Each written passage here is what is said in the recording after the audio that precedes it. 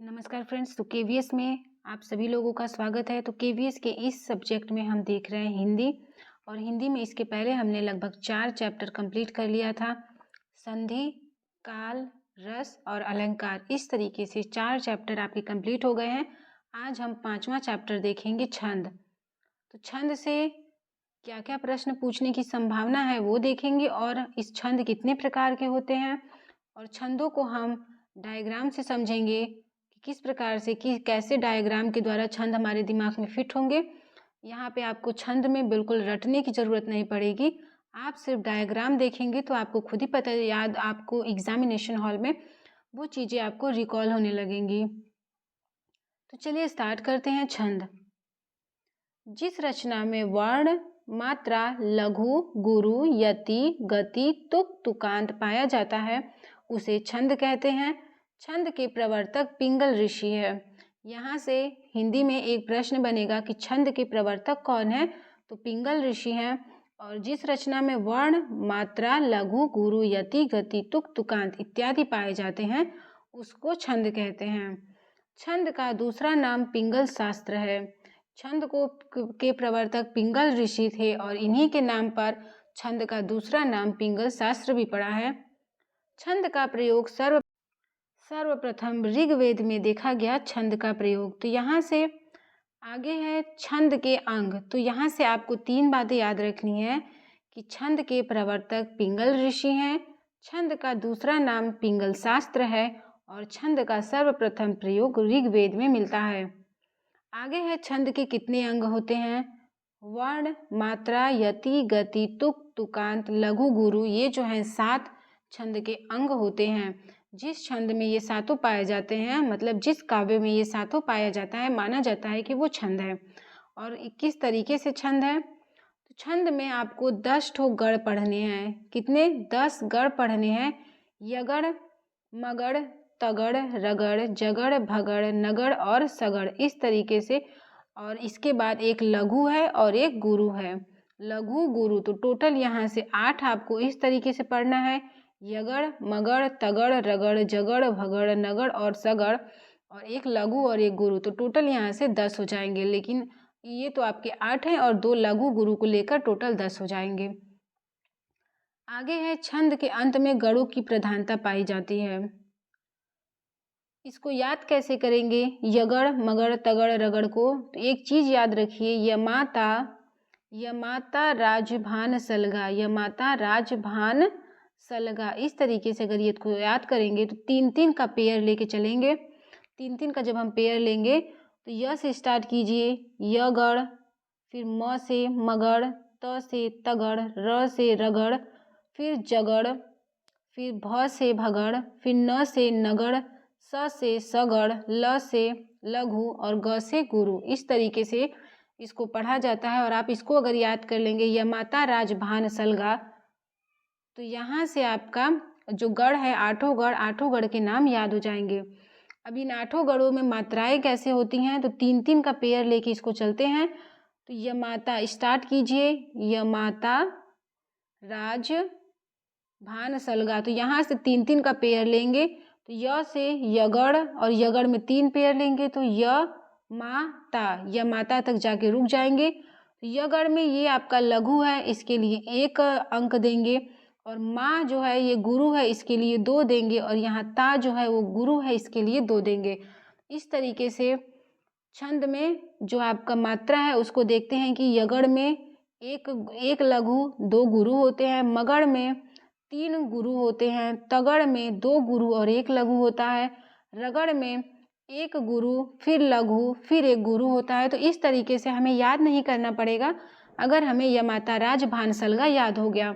3-3 का पेयर लेके इस तरीके से आप बनाइएगा, और जहाँ पे य है उसके लिए 1 नंबर, जहाँ पे दीर्घ मात्रा है, दीर्घ स्वर की मात्रा है, वहाँ पर 2 नंबर, इसी तरीके से देते जाएंगे तो आपको ये चीज़ें याद करने की ज़रूरत नहीं पड़ेगी और याद हो जाएंगी। तो यमाता में 1 लघु और माँ और ता जो है वो गुरु गुरु, तो जहाँ पर 1 लघु गुरु गुरु मिलेगा वहाँ पर यगड़ होगा, मगड़ होगा, तगड़, इसी तरीके से इन सभी की मात्राएं हैं। आगे है छंद दो प्रकार का होता है। ये जो रगड़ तगड़ जगड़ मगड़ है, इनका प्रयोग होता है वार्णिक छंद में।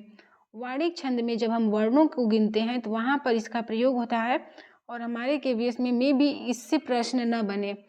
जो आपका वार्णिक छंद है यहाँ से प्रश्न न बने। अभी हम फिलहाल मात्रिक छंद ही देखेंगे। तो छंद दो प्रकार के होते हैं, मात्रिक छंद और वार्णिक छंद। जब हम मात्राओं के आधार पर गणना करते हैं छंद का तो मात्रिक छंद कहलाता है, और जब हम वर्णों के आधार पर गणना करते हैं छंद का तो वो वार्णिक छंद कहलाता है। तो मात्रिक छंद में दोहा, सोरठा, बरवै, उल्लाला, रोला, चौपाई, गीतिका, हरि गीतिका, कुंडलिया और छप्पय, यहाँ से टोटल 4 4 8 2 10 छंद हमको पढ़ना है मात्रिक छंद में। और उसके बाद अगर हमें वर्णिक छंद पढ़ना पड़ा तो इंद्र वज्रा, उपेंद्र वज्रा, मालिनी, शालिनी, सवैया, वसंत तलिका, इस प्रकार से ये जो है वार्णिक छंद है। और इधर के आपके जो हैं ये आपके सभी मात्रिक छंद है। तो हमें क्या पढ़ना है फिलहाल मात्रिक छंद। लेकिन जिन लोगों को केबीएस के साथ साथ रीट का एग्ज़ाम करना है तो रीट में आपके मात्रिक छंद से एक भी प्रश्न नहीं बनता है, एक या दो प्रश्न जो भी बनता है ये वार्णिक छंद से ही बनता है। तो अगर रीट के हिसाब से आप देखेंगे तो आपको वार्णिक छंद पढ़ना जरूर, और यदि केवीएस के हिसाब से देखेंगे तो केवीएस में हमें जो ये पढ़ना है मात्रिक छंद, केवीएस के हिसाब से मात्रिक छंद और रीट के हिसाब से हमें वार्णिक छंद पढ़ना पड़ेगा। तो फिलहाल हम केवीएस के हिसाब से सिलेबस खींच रहे हैं तो इसमें हमें मात्रिक ही छंद पढ़ना है, तो मात्रिक छंद ही पढ़ेंगे। तो यहाँ पर मात्रिक छंद 3 प्रकार का होता है, सम मात्रिक छंद, अर्ध सम मात्रिक छंद और विषम मात्रिक छंद। अर्ध सम मात्रिक छंद में 4 चरण होते हैं, पहला और दूसरा, तीसरा और चौथा, मतलब चारों चरण जो है बराबर होते हैं। चारों चरण में जो मात्राएं होती हैं वो बराबर होती हैं और इसमें 4 चरण होते हैं। आगे है चौपाई, रोला, गीतिका, हरि गीतिका, और चौपाई, रोला, गीतिका और हरि गीतिका। तो ये जो है इनमें सभी चरण में ये जो है सम मात्रिक छंद होते हैं। बाकी अर्ध सम मात्रिक छंद में भी 4 चरण होता है, पहला और तीसरा बराबर होता है और दूसरा और चौथा आपस में बराबर होता है। जैसे दोहा, सोरठा, बरवै, उल्लाला, दोहा, सोरठा, बरवै, उल्लाला। इसको आप 2-3 बार जब इसी तरीके से रिपीट करेंगे तो आपको कंफर्म होगा कि कौन सम मात्रिक है कौन अर्ध सम मात्रिक है। आगे है विषम सम मात्रिक छंद। इसमें 6 चरण होते हैं, सभी चरण भिन्न भिन्न होते हैं। और इसमें जो है विषम मात्रिक छंद, उसमें कुंडलिया और छप्पय जो है ये दोनों विषम मात्रिक छंद हैं। अब हम छंद को समझेंगे, इससे डायग्राम से छंद को समझेंगे। यहाँ पर हमने देखा है कि सम मात्रिक, विषम मात्रिक और अर्ध सम मात्रिक छंद कौन से होते हैं, लेकिन अब उसी को हम डायग्राम से समझेंगे। तो सम मात्रिक छंद कौन सा है? चौपाई, रोला, गीतिका, हरि गीतिका। यहाँ से देखिएगा सम मात्रिक छंद में चौपाई में 4 चरण होते हैं। इस डायग्राम को आप माइंड में फिट करने का प्रयास कीजिए कि चौपाई में 4 चरण होते हैं, प्रत्येक चरण में 16-16 मात्राएं होती हैं, प्रत्येक चरण में 16-16 मात्राएं होती हैं। इस प्रकार से इसमें 4 चरण होते हैं। आगे है रोला। रोला में भी 11-13 यति के साथ प्रत्येक चरण में 24-24 मात्राएं होती हैं। 11 और 13 पर इसमें यति होती है और प्रत्येक चरण में 24-24 मात्राएं होती हैं। और रोला में भी 4 चरण होते हैं। रोला में भी 4 चरण होते हैं, लेकिन बीच में यहाँ पर यति होता है। यति कितने पर होता है? 11 और 13 पर यति होता है। 11 और 13 पर यति होता है और उसी के साथ इसमें 24-24 मात्राएं होती हैं। आगे है गीतिका। गीतिका में भी 4 चरण होते हैं। इस तरीके से गीतिका में भी 4 चरण होते हैं और 14 और 12 के साथ यति होती है और एक चरण में कुल 26 मात्रा होती है। गीतिका के एक चरण में कुल 26 मात्राएं होती हैं, जो सभी में 26-26 मात्राएं हैं, इसीलिए यह सम मात्रिक छंद है। और इसमें 14 और 12 पर यति होती है। ये नहीं कि 12 और 14 करेंगे तो गड़बड़ हो जाएगा। 14 और 12 पर यति होती है गीतिका में, वहीं हरि गीतिका में 16 और 12 पर यति होती है।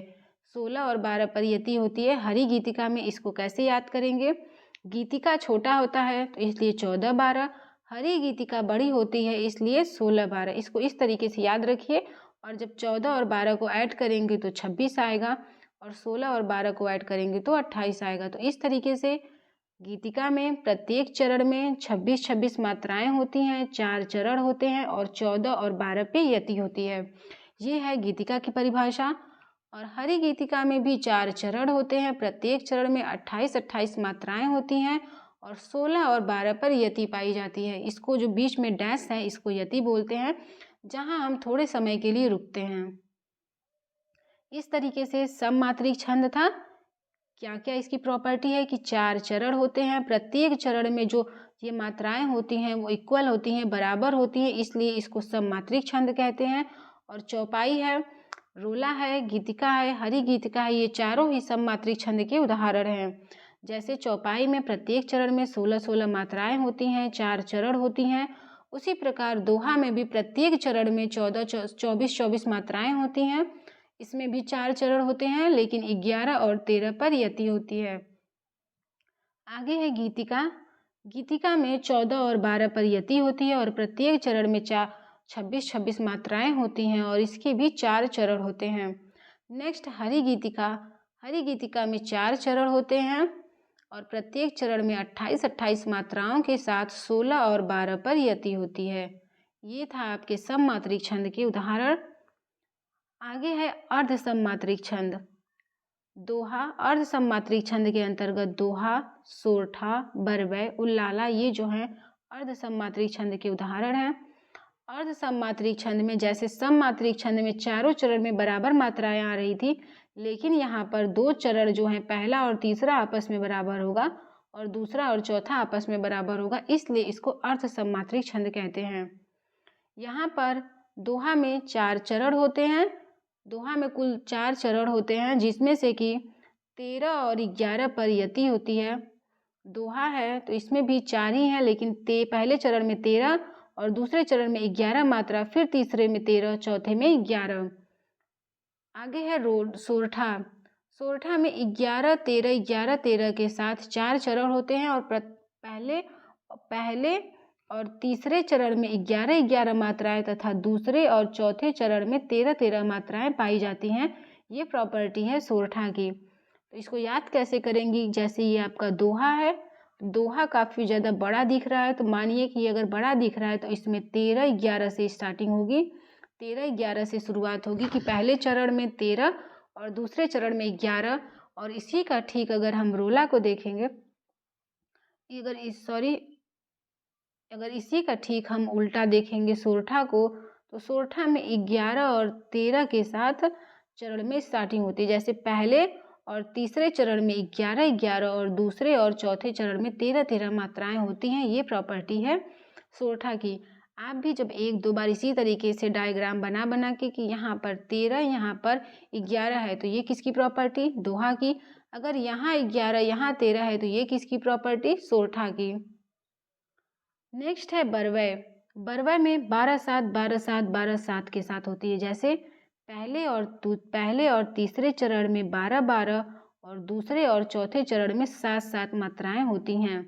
इसको याद कैसे करेंगी? बरबै मतलब 12 और 7, 12-7, 12-7, 12-7 बार बार बोलेंगे तो बरबै इस तरीके से मुंह में आएगा आपके। आप का भी जो उच्चारण है इसी तरीके से होगा। तो बरबै 12-7, 12-7, 12-7 इस तरीके से याद करिए, बरबै आपको नहीं भूलेगा। नेक्स्ट है उल्लाला।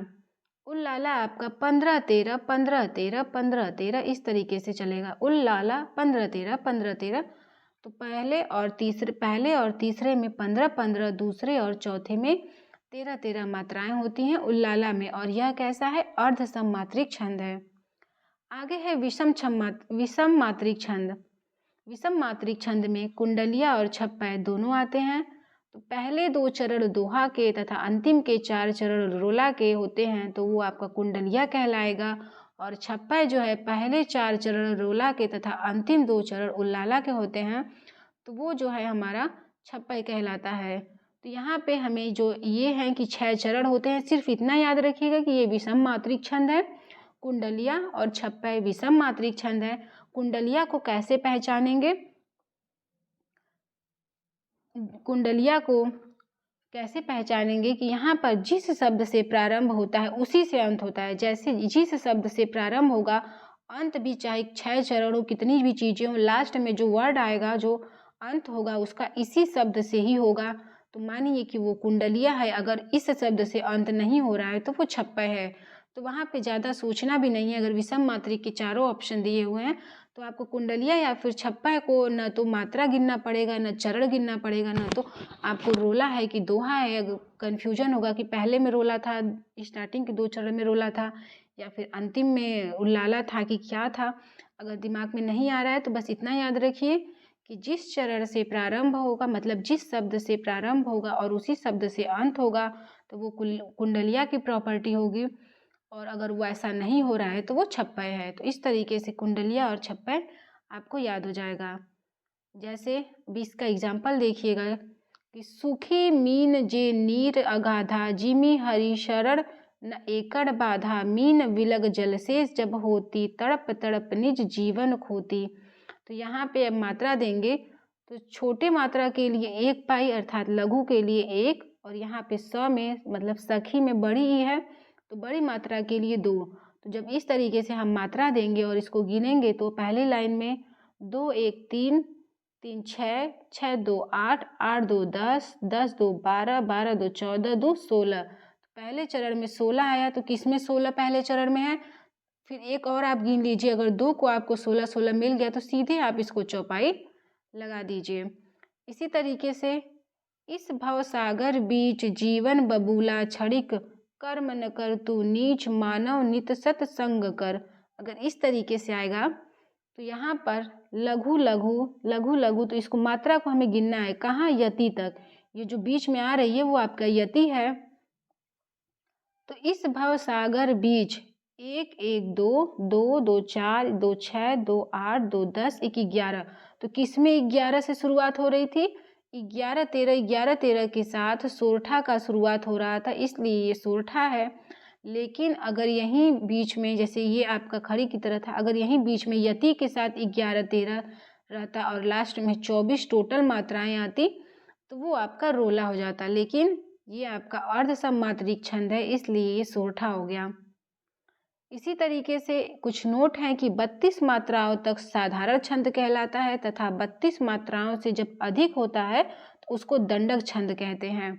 32 मात्राओं से, जैसे इस तरीके से हम मात्रा गिनते जा रहे हैं कि 16 है या फिर कितना है, तो एक लाइन में यदि 32 मात्राओं तक का छंद है तो उसको हम मात्रिक छंद में ही, साधारण छंद में गिनते हैं। लेकिन यदि वहीं अगर 32 मात्राओं से अधिक का छंद होगा तो उसको हम दंडक छंद के अंदर रखेंगे। 32 वर्ण वाले जब हम वर्णिक छंद पढ़ेंगे, ये तो मात्रक छंद के लिए था, जब हम आगे वर्णिक छंद पढ़ेंगे तो उसके लिए है कि यदि 32 वर्ण वाले साधारण छंद को साधारण वृत्त कहते हैं और 32 वर्ण से अधिक वर्ण वाले छंद को दंडक वृत्त कहते हैं। दंडक वृत्त, वर्ण से वृत्त और मात्रा से छंद, याद रखिएगा कि साधारण छंद 32 मात्राओं वाले और उससे अधिक के लिए दंडक छंद। तो ये अगर प्रश्न पूछे तो यहाँ से भी आप सही कर लीजिएगा। आगे है नेक्स्ट मुक्तक छंद। एक आपका नवीनतम है वह छंद जिसमें न तो गढ़ की और न ही मात्रा की आवश्यकता होती है, उसको मुक्तक छंद कहते हैं। और मुक्तक छंद के प्रवर्तक सूर्यकांत त्रिपाठी निराला है। इसका सर्वप्रथम प्रयोग नई कविताओं में किया गया। वह तोड़ती पत्थर देखा मैंने उसे इलाहाबाद में पथ पर।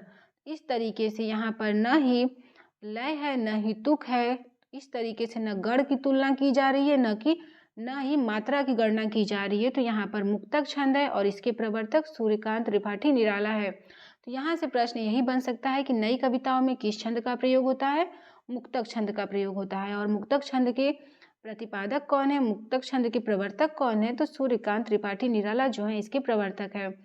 इस तरीके से जो छंद वाला चैप्टर था वो आपका कंप्लीट हुआ। लेकिन एक बार फिर से हम इसका जो डायग्राम है उसका रिवीजन करवा देते हैं कि छंद जो है वो 2 प्रकार का होता है, मात्रिक छंद, वार्णिक छंद। मात्रिक छंद हमें केवीएस के हिसाब से पढ़ना है और रीट के हिसाब से पढ़ेंगे तो वार्णिक छंद पढ़ेंगे। और मात्रिक छंद में दोहा, सोरठा, बरबै, उल्लाला, रोला, चौपाई, गीतिका, हरि गीतिका, कुंडलिया, छप्पय, ये जो 10 हैं मात्रिक छंद के अंतर हमको इसको पढ़ना है। तो चलिए स्टार्ट करें। मात्रिक छंद, सम मात्रिक छंद जो है 4 होते हैं, अर्ध सम मात्रिक 4 होते हैं और विषम मात्रिक छंद 2 होते हैं। टोटल 10 छंद हैं। सममात्रिक छंद के अंतर्गत चौपाई, रोला, गीतिका, हरि गीतिका, चौपाई, रोला, गीतिका, हरि गीतिका और दोहा, सोरठा, बरबय, उल्लाला ये अर्ध सममात्रिक हैं तथा कुंडलिया और छप्पर विषम मात्रिक छंद है। सममात्रिक छंद की परिभाषा है, इसी तरीके का डायग्राम आप बना के फिक्स कर लीजिए जो किससे कि आपके छंद कभी भी आप छंद को भूल नहीं सकते हैं। तो 1 2 3 4 सीधे है। चौपाई में 4 चरण होते हैं, यह सममात्रिक छंद होता है। प्रत्येक चरण में 16-16 मात्राएं होती हैं, ये है चौपाई की प्रॉपर्टी। इसी तरीके से रोला की प्रॉपर्टी है कि इसमें 4 चरण होते हैं, लेकिन प्रत्येक चरण में 11 और 13 के साथ यति होती है और प्रत्येक चरण में 24-24 मात्राएं होती हैं, लेकिन 11 और 13 पर यति पाई जाती है। आगे है गीतिका।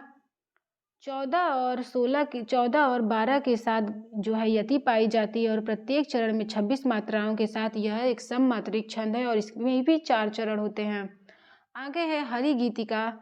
हरि गीतिका में 4 चरण होते हैं और 16 और 12 के साथ यति पाई जाती है और प्रत्येक चरण में 28 मात्राएं होती हैं हरि गीतिका। नेक्स्ट है अर्ध सममात्रिक छंद। इसमें जो है दोहा है, सोरठा है, बरबा है, उल्लाला है। तो दोहा में 13-11 के साथ मतलब 13 पहले और तीसरे चरण में 13-13 तथा दूसरे और चौथे चरण में 11-11 मात्राएं पाई जाती हैं, तो वो दोहा होती है। और दोहे का जस्ट उल्टा सोरठा होता है। इसके पहले और तीसरे चरण में 11-11 तथा दूसरे और चौथे चरण में 13-13 मात्राएं पाई जाती हैं। नेक्स्ट है बरबय।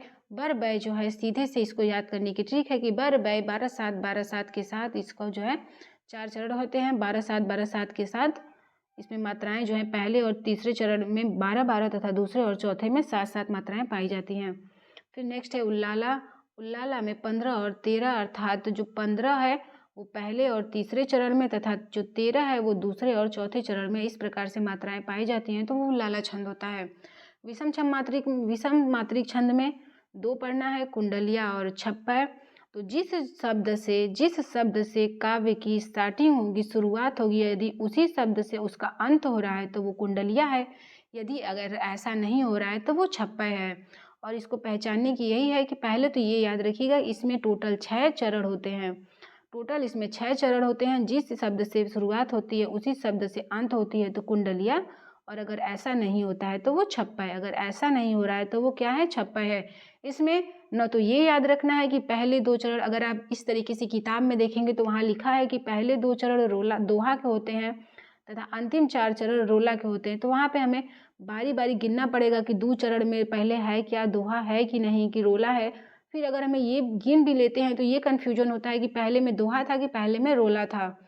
तो इसलिए बस इतना ही याद रखिएगा विषम मात्रिक छंद में कि जिस शब्द से शुरुआत होगी उसी शब्द से अंत होगी, तो वो हमारा विषम मात्रिक छंद में कुंडलिया छंद कहलाता है। और ये था आपका एग्जाम्पल। फिर नेक्स्ट था मुक्तक छंद के बारे में। मुक्तक छंद के प्रवर्तक कौन थे? तो मुक्तक छंद के प्रवर्तक सूर्यकांत त्रिपाठी निराला है और इसका प्रयोग आजकल की नई कविताओं में किया जाता है। और मुक्तक छंद वो होता है जिसमें न गढ़ की आवश्यकता होती है और न ही मात्रा की आवश्यकता होती है, उसको कहते हैं मुक्तक छंद।